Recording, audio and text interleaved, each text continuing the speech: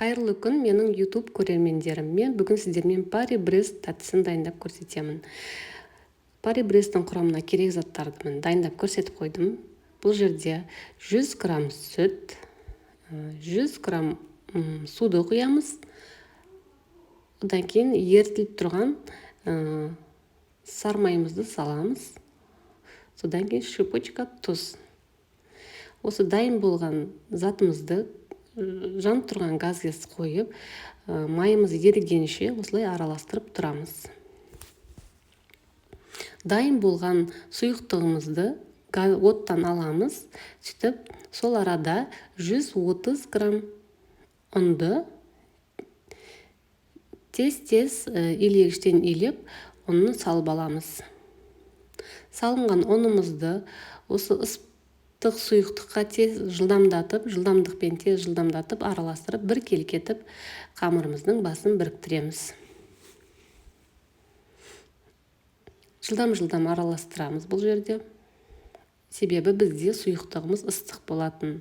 Міне достар, біріккен қамырымызды қайтадан отқа қоямыз. Бұл жерде оттың астын басып қоямыз. Бір келкетіп жанып тұрады.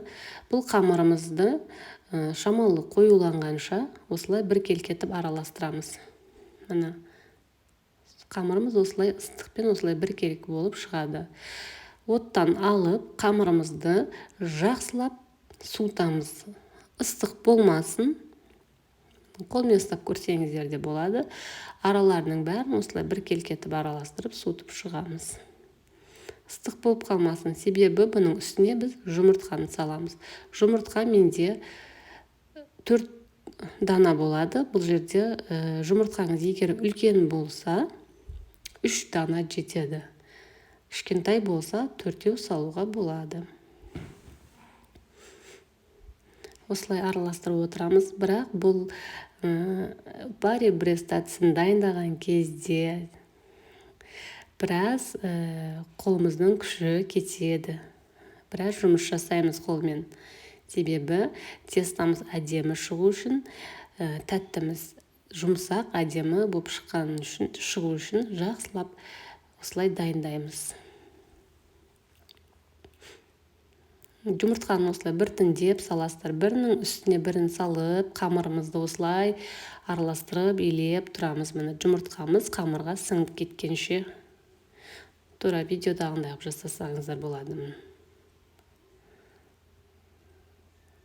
Барлығы бірігеді. Бұл бірікпей қалмайды емес. Жақсылап болу үшін күш салып араластыру керек. Дайын болған тестамызды кондитер пакетіне саламыз. Кондитер пакетінде мен насадка қолданып жатырмын. Насадкам 333. Міне дайын болған тестамыз осылай дайын болады. Көріп тұрғандарыңыздай, сұйық емес, қою емес, салғанға өте ыңғайлы. Мен тестамды насадкаға салып, пергамент қағаз төселген листке тестаны айналдыра салып шығамын. Бұл жерде сіздер көріп тұрғандай мен бір слойдан айналдырып салып жатырмын. Жалпы бұл жерде бір слой салып болғаннан кейін үстіне қайта қосымша екінші слой жүргіземіз. Осы уақытта мен печкамды қосып қоямын. Печкам қызу болып тұрады. Қызған печкаға саламыз. Печкамды мен 200-210 градуста пісіремін. Сіздер өз печкаларыңыздың қызуына қарай пісіріп алсаңыздар болады.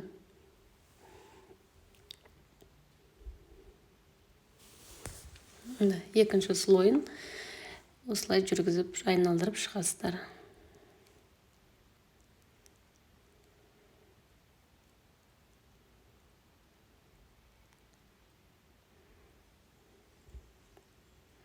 Бұл жерде бір 12 штук дана шығады, 12 данадай шығады.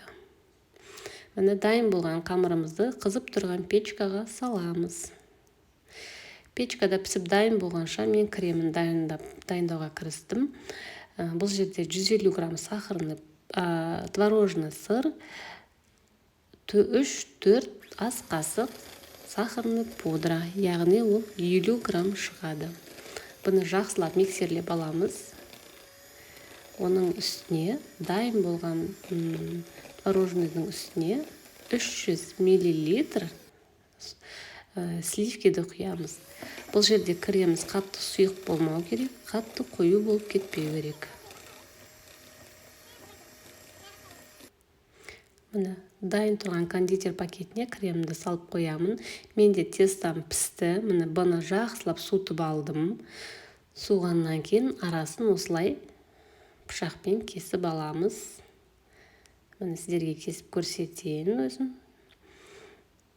Арасы ешқандай ылғал емес. Міне, бір келкетіп болып піскен. Осы дайын тұрған кремді насадкамен, бағанағы 333 насадкасымен айналдыра құйып шығамыз. Міне достар, осылай бір келкеті бәрін құйып, бетіне қоямыз. Бұл жерде әдемілеп өздеріңіз, одан кейін үстіне сахарный пудра сеуіп, әдемі көрініспен қойсаңыздар, өте дәмді, күшті көрінеді. Көріп отырғандай, міне, мен YouTube каналыма тіркеліп, жасап көріңіздер. Сау болыңыздар.